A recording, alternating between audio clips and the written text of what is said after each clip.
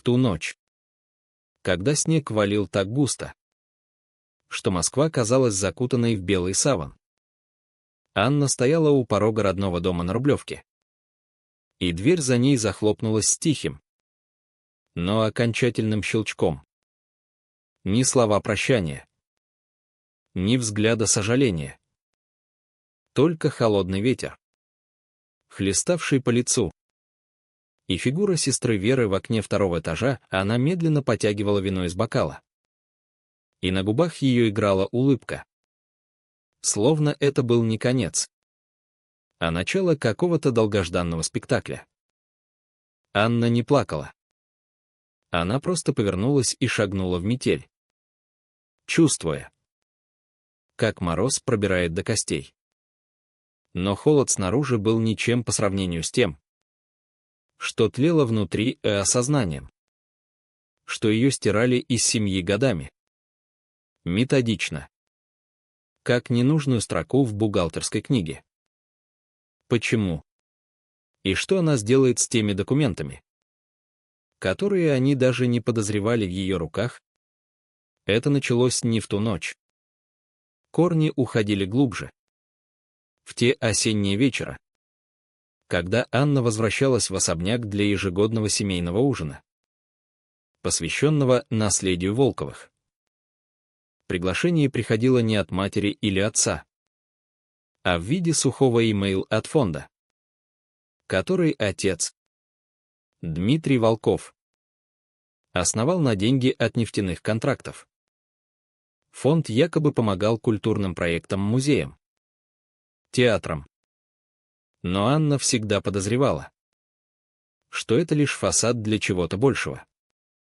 В тот раз, в ноябре, она вошла в холл, где мать, Ирина, расставляла экспонаты для выставки достижений. Фотографии, награды, статьи из «Коммерсанта» и «Ведомостей», все, чтобы напомнить гостям о величии Волковых. Ирина даже не подняла глаз. «Помоги, Анна. Отсортируй рамки из 90-х. В этом году акцент на преемственности». Анна кивнула. Не задавая вопросов, она давно научилась молчать. Она перебирала рамки. И вдруг... Отсутствие. Фотография с ее 10-го дня рождения, где дедушка запечатлел ее между родителями, с кремом на подбородке, исчезла. На ее месте красовался снимок Веры на конном турнире, с медалью в руках, вся в позе и блеске. «Что с моей фотографией?» — тихо спросила Анна. Ирина едва повернулась, она не вышла. Освещение плохое. А это сильнее рассказывает историю. Конечно. Анна опустила рамку, стараясь не показать дрожь в пальцах.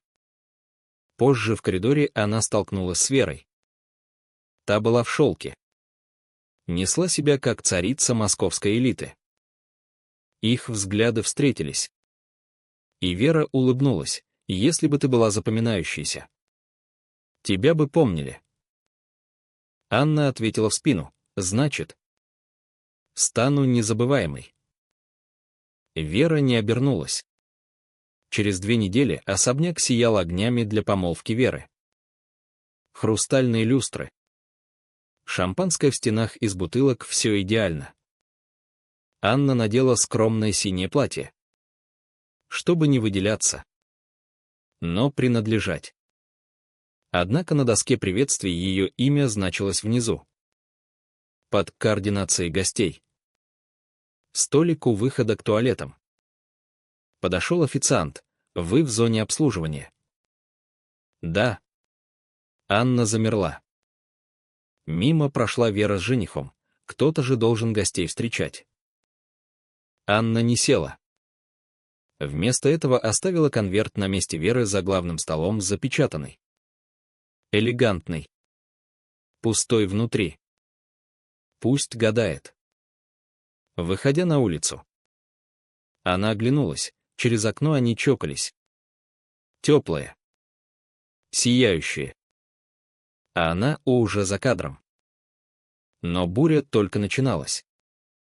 Наутро после помолвки Анна стояла в вестибюле московской клиники, сжимая папку с медицинскими бумагами.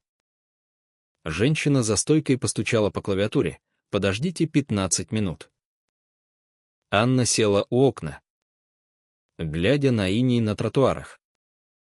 Вспомнился тот, ей было 19.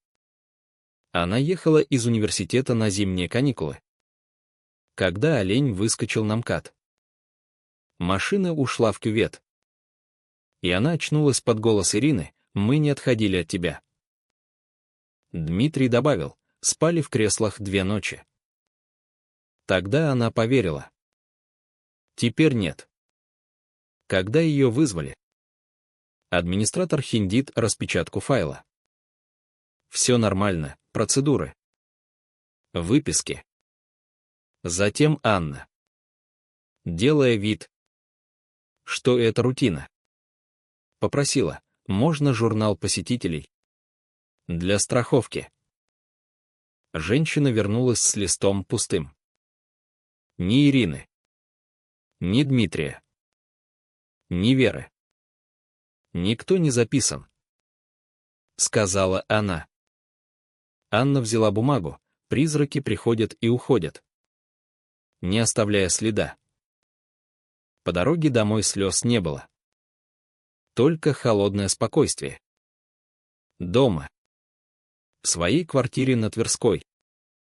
Она заварила чай и открыла почту. Там лежал ежеквартальный бюллетень фонда на глянцевой бумаге с золотым тиснением.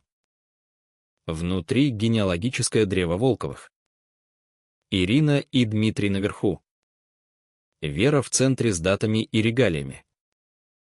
Анна. Имя искажено. Дата рождения сдвинута на 4 месяца. Статус: переехала. Не в сети фонда. Анна сфотографировала и отправила Вере: «Исправят в следующем номере». Ответ: опечатка. Не драматизируй. Анна. Людей, которых помнят, не искажают. Тишина. Той ночью, роясь в старых коробках, Анна нашла папку «События», RSVP. Гостевой список с гала-концерта фонда 2 года назад. Ирина сказала, что Анна слишком занята.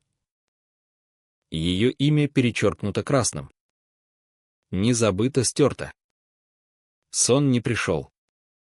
Вместо этого старый экспорт-имейл из университета. В нем переписка Дмитрия и Веры, если она продолжит вопросы задавать. Нужно скорректировать фото для совета. Оптика важна. Дмитрий: Анна как лишний багаж. Красиво. Но тяжело. Вера: тогда высадим на следующей остановке. Холодно. Расчетливо. Анна распечатала. Сложила в папку «Правда». Не для доказательств, для напоминания. Вспомнился бранч, который Ирина назвала «кругом исцеления». Она настояла на чае: «Пей», чтобы подойти к столу с миром. Вкус сладкий. Потом острый. Голова кружилась. Слова путались.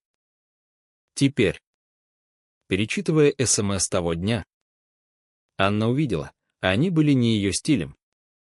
Работичными. В доме зеркал все хорошо. Она бы так не написала.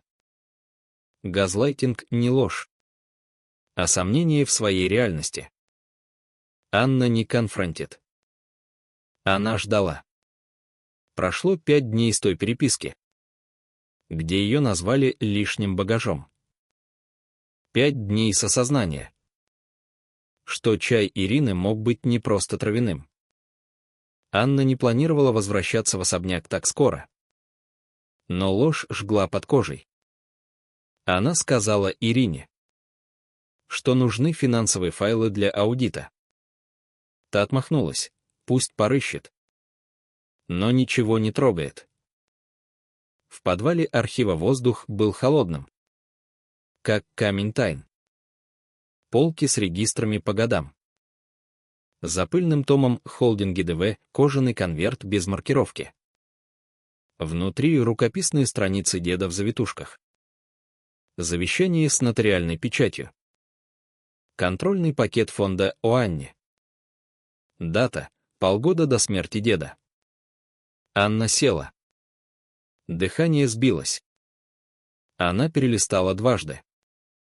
В ящике юридические финалы, официальная версия. Цифровая. Чистая. Без ее имени. Не забыто, переписано. Вспомнился дед в оранжерее, власть не портит. Анна. Она раскрывает. Кто репетировал дольше? Он дал ей папку для сохранности. Ирина забрала. С последней страницы завещания выпала записка: если тебя вырежут. Значит, боятся правильных вопросов. Анне. Которая видит то, что другие игнорируют. Д. Анна прижала к груди. Сканировала все. Зашифровала. Оригиналы в сумку. Выходя. Увидела Ирину в коридоре. Ты все в норы лазаешь. Анна прошла мимо, и всегда нахожу лис. Тишина Ирины сказала все. Музыка заиграла перед тем, как погас свет.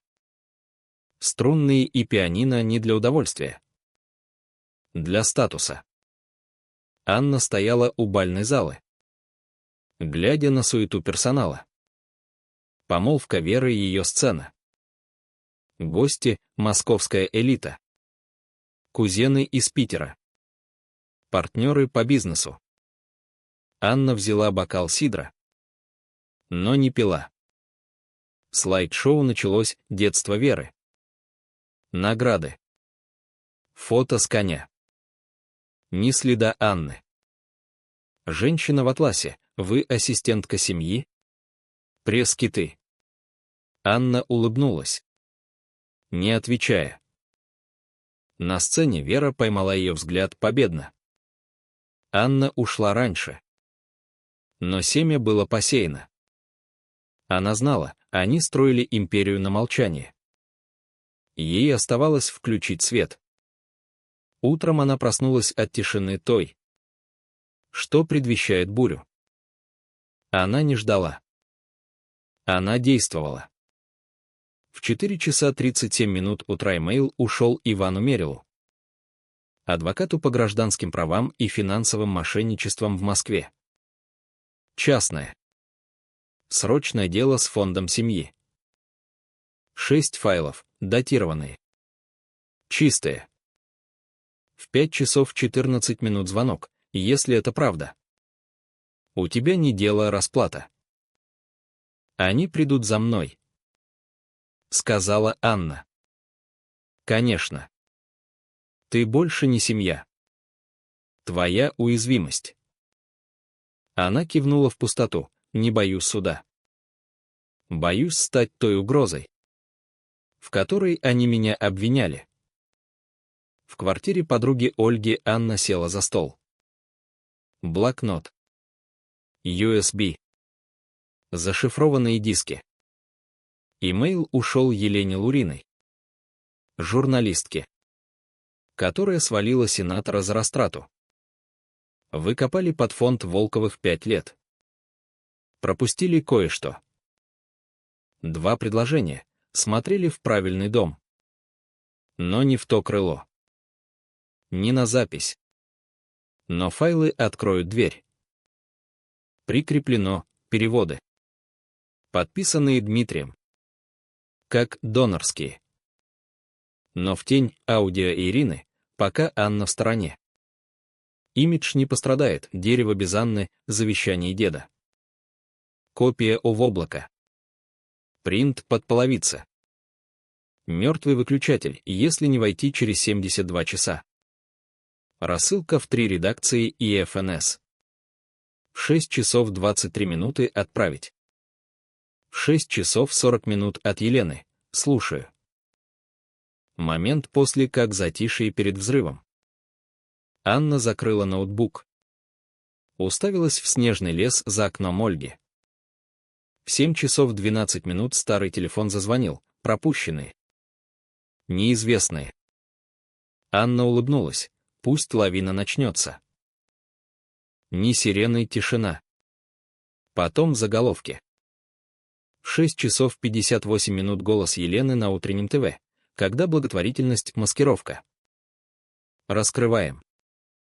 Что фонд Волковых скрывал. Анна сидела на диване Ольги. В одеяле. На экране документы. Размытые. Но реальные. Завещание. Записи. Голос Ирины, а она не подходит для оптики. Ее имя зачеркнуто. Кадры гола, Вера в золоте. Дмитрий с мэром. Ирина с наградой. Хэштеги «Стертая дочь, фонд мошенничества». Доноры отреагировали к 7 часов 20 минут. Экс-член Совета «Стыд нам всем». В 7 часов 34 минуты запись Ирины с пиар, скажем. Нестабильно. Обижена. Живое интервью у ворот, клевета.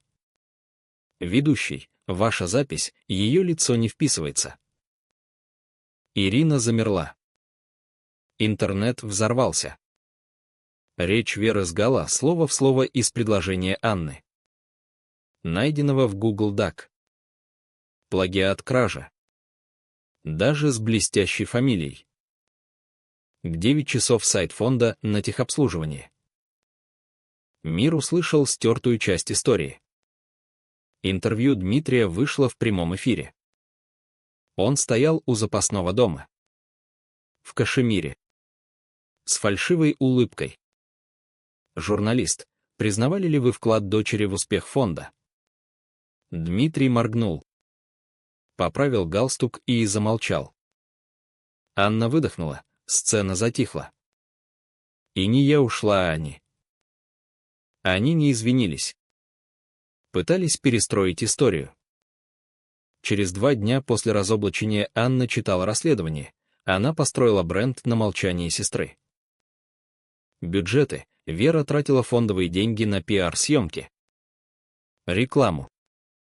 Женское лидерство. Анна в коворкинге в Москве. Среди стартапов. Улыбнулась, хотела правду. А они оказались на камерах первыми. К полудню 3 спонсора ушли. Другой — аудит. Заголовок на РБК: Вера Волкова под этическим разбором за растрату грантов.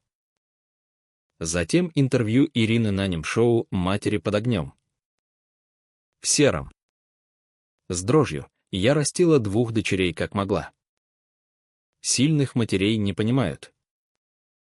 Идиллия прервалась клипом «Зернистое видео с ужина». Ирина с вином, не хотела 2-ю дочь. Особенно ярче сестры. Не по плану. Ведущий закашлялся. Реклама. К утру Ирина ушла со всех советов. Анна смотрела видео раз, виндикация не сладко. Тихо. ИНБОХ, от Веры нам нужно поговорить. Удалить. Вместо регистрации НКО в Москве. Им шанс был. Теперь я пишу миссию. Прощение не слова. Иногда уход без ответов. Неделю спустя. Когда фамилия Волковых скатилась в насмешку. Анна читала ОПД, та. Кто ушла? Елена, а она не сожгла мост. Просто не нуждалась в нем. Анна сложила в готово. Встреча с Иваном в кафе у мэрии. Можешь судиться. Поселятся тихо. Что бы ты? Ушел бы.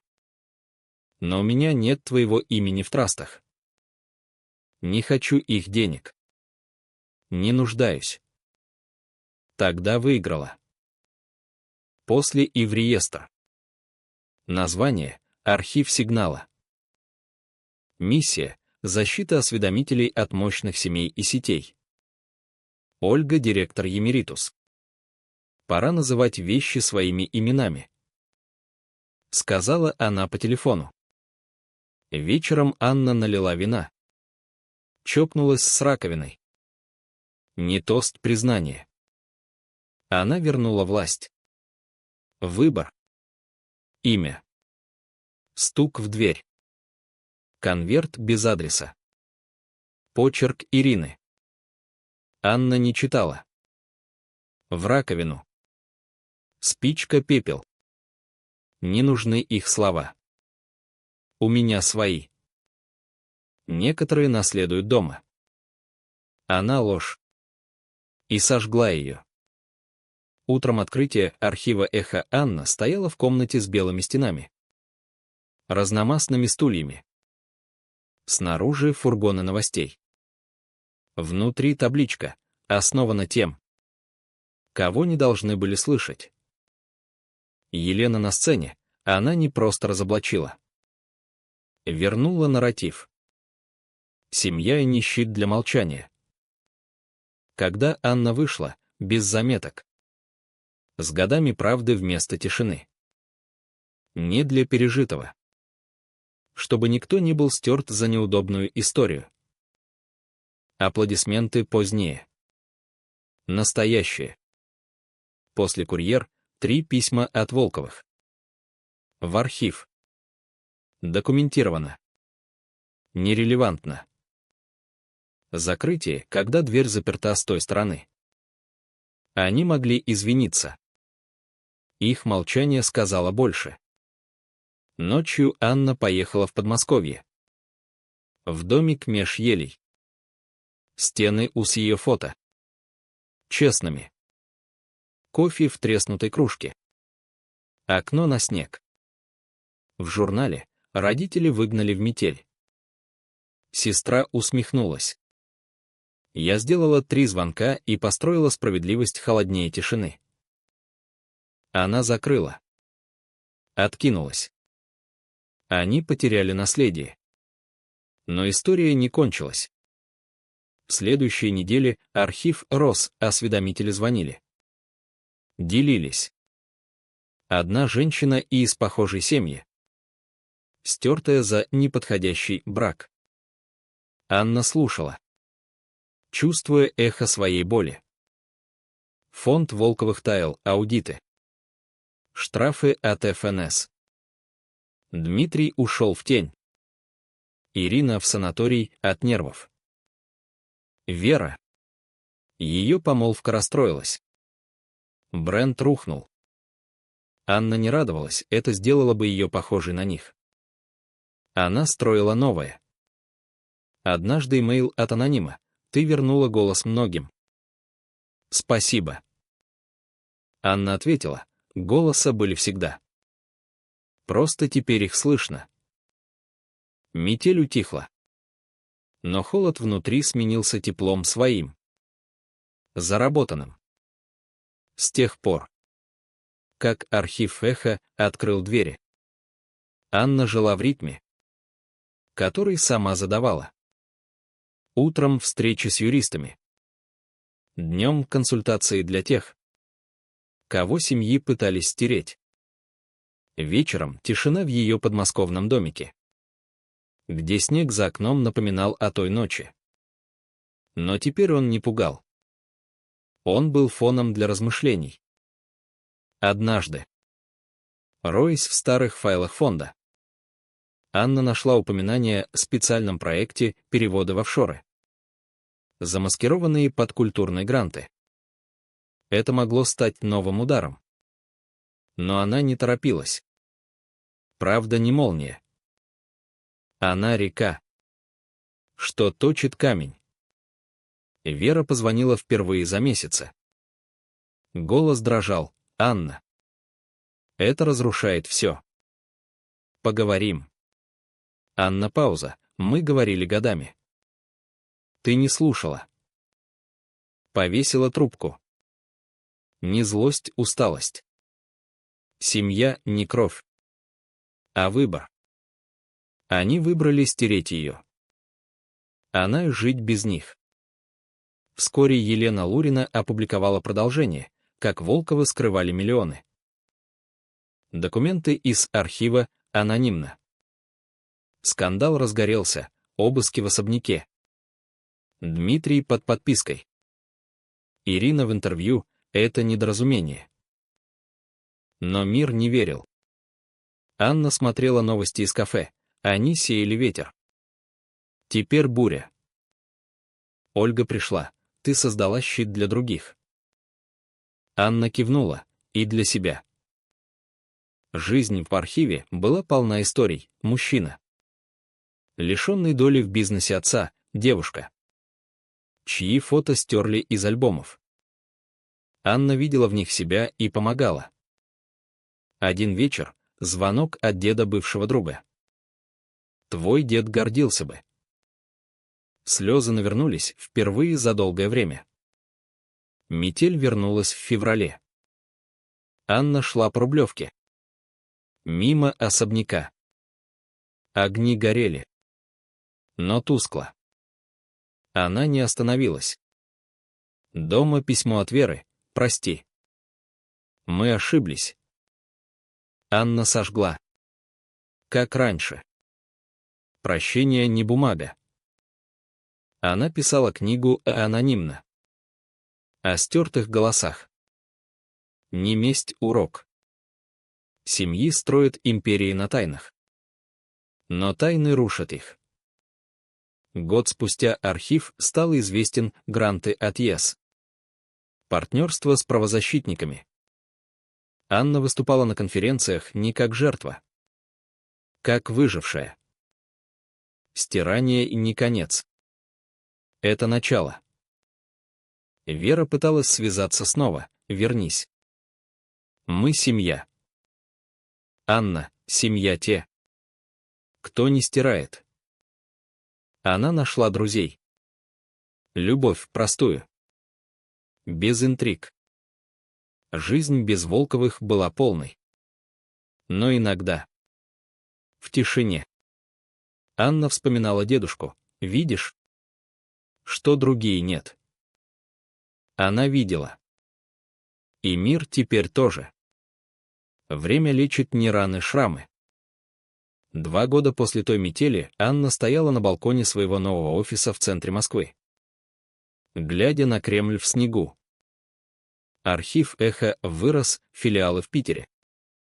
Екатеринбурге. Сотни историй спасены. Семьи разоблачены. Волковы. Фонд закрыт. Дмитрий в суде за мошенничество. Ирина в уединении. Вера в забвение. Без бренда. Анна не следила, хватало своей жизни. Однажды конференция в архиве. Гости, юристы. Журналисты. Выжившие. Анна на сцене, мы не мстим. Мы возвращаем голоса. Аплодисменты. После конверт от всех 3 Волковых. Вернись. Она не открыла. В архив завершено. Вечером. В домике. Анна налила чай простой. Без горечи. Снег падал. И она улыбнулась. Они потеряли империю. Я нашла свободу. Но история оставляет вопросы. Что? Если стирание не конец? А пробуждение? Что? Если правда лучше наследие? Анна закрыла глаза. Чувствуя мир. Метель ушла. Остался свет.